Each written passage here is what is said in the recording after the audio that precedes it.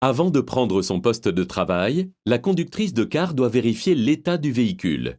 Pneumatique, les niveaux des liquides, tels que celui d'huile du moteur. Cette tâche est indispensable pour le bon fonctionnement de son véhicule. Un niveau d'huile insuffisant peut en effet altérer certaines pièces moteurs.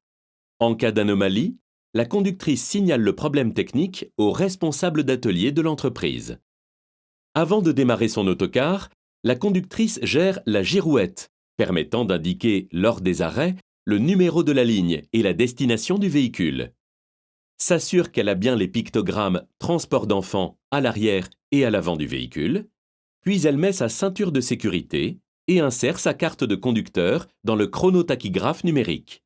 Elle doit ensuite souffler dans l'éthylotest anti-démarrage pour pouvoir démarrer le car.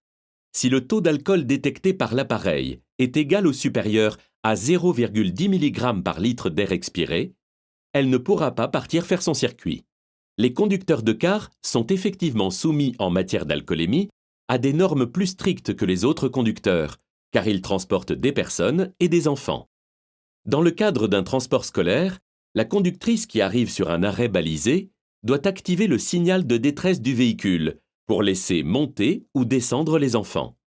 La conductrice vérifie, lors de la montée, que les enfants valident bien leur titre de transport par contact sur l'appareil présent dans le véhicule. Il est de la responsabilité de la conductrice de s'assurer que toute personne qui monte dans le car dispose bien d'un titre de transport pour se déplacer.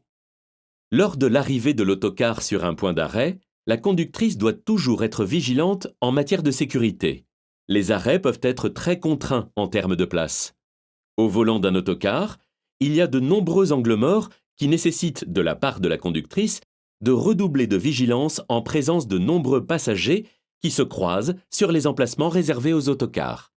Avant de repartir, la conductrice devra également s'assurer que les soutes à bagages sont bien refermées.